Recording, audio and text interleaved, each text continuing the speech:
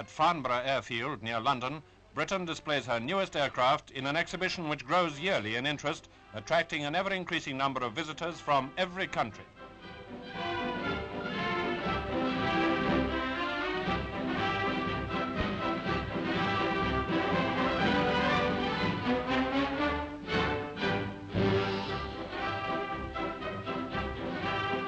"58 aircraft are on show, many for the first time. Detailed information on the performance of some of them is of course still on the secret list, but aviation experts acclaim the British machines as the finest aircraft of their types in the world.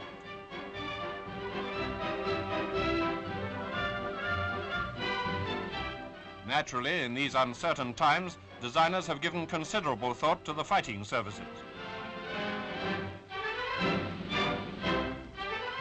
On view was the ground attack version of the Meteor, surrounded by the remarkably large and varied range of weapons which it carries. Claimed to be capable of carrying 4 1,000-pound bombs, it's also fitted with rocket boosters.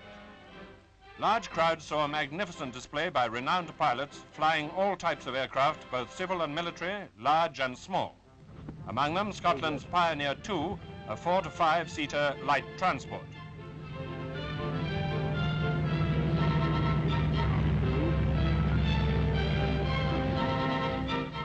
Another flighty little 4-seater, the Auster Eaglet, which you can buy for just over £1,000 or $3,000.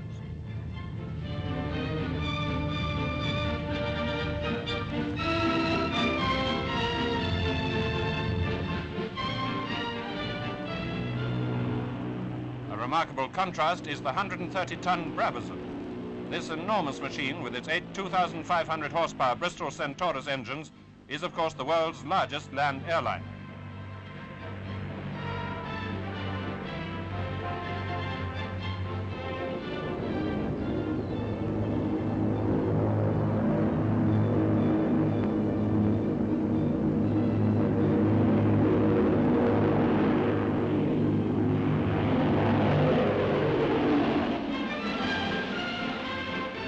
And here's Britain's biggest air transport, the 4-engine Blackburn Universal Freighter, capable of carrying a small bus or other sizable vehicles such as heavy trucks or even bulldozers.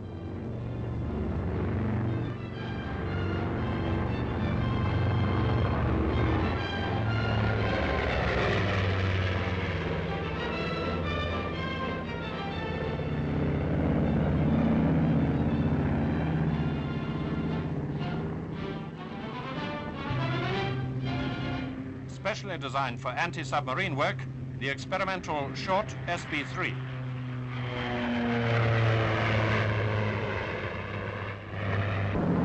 Housed in that peculiar shaped nose is the latest detection gear. Looks a bit like a flying elephant, doesn't it?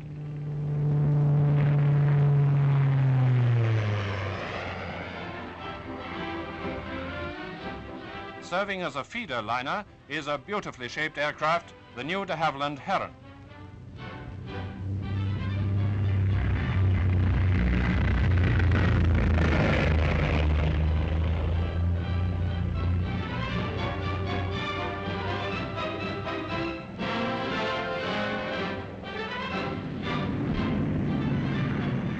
Two examples of the Vickers Viscount were on display.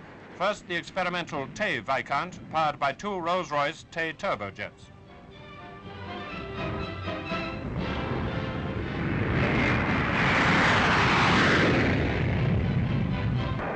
Then there was the Viscount 700.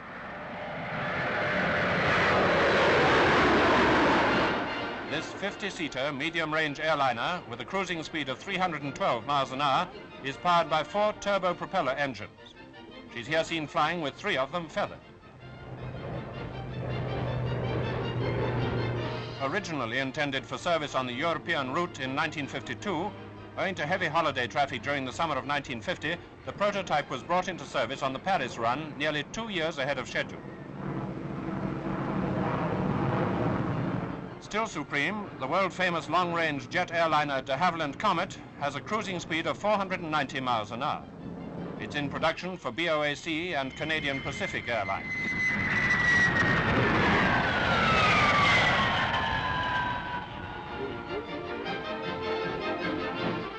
There was a demonstration of refueling in the air by what is called the probe and drogue system, developed after years of intensive experiment by Sir Alan Cobham.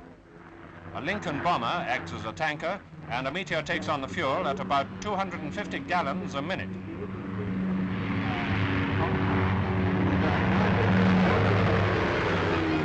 An automatic cutoff prevents loss of fuel when the two aircraft separate.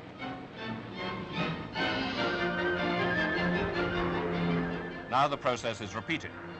Flight refueling may be one of the most significant modern developments in aviation, with far-reaching effects in both civil and military fields.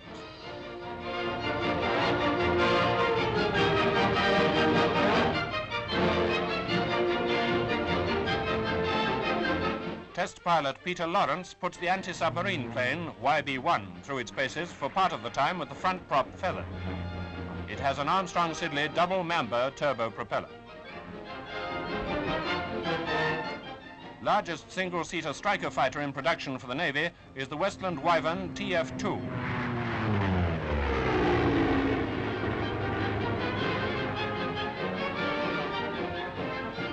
Armed with cannons in the wings and carrying a torpedo externally under the fuselage, the Wyvern is the latest example of the recent naval policy of employing single-seater aircraft.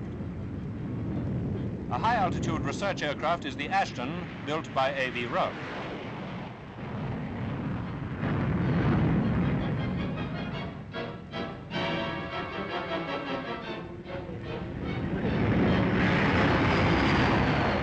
It has 4 Rolls-Royce Nene turbojet engines and a speed of over 400 miles an hour.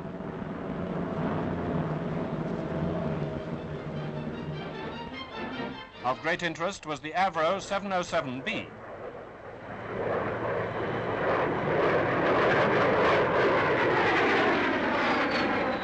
This delta-wing research aircraft, known to the public as the Flying Triangle on account of its shape, is one of several experimental types which may succeed in revealing fresh possibilities in high-speed flight.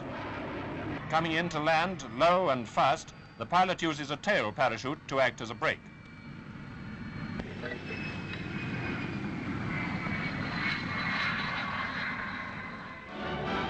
Wimpy Wade, chief test pilot of Hawkers, flies the P1081 fighter with its Rolls-Royce Nene turbojet engine.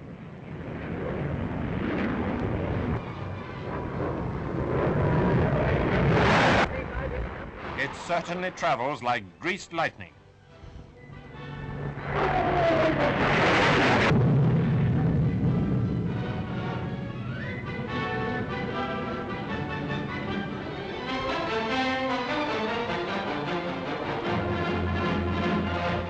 The Vickers 535, flown by Mike Lithgow, an experimental fighter also powered by a Nene turbojet engine, may be even faster than the 1081.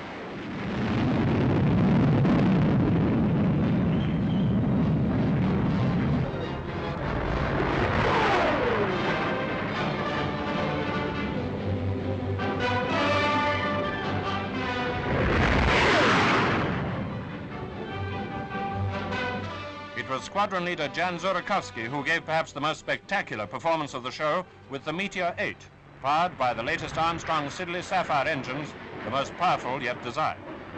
He climbed to 40,000 feet in the incredible time of about 3 minutes.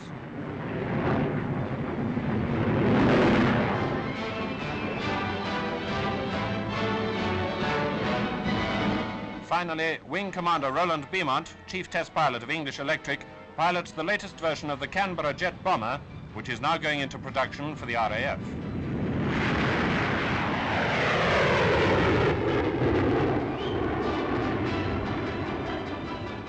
The first high-altitude light jet bomber, it's powered by 2 Avon gas turbines and has a remarkable turn of speed and maneuverability.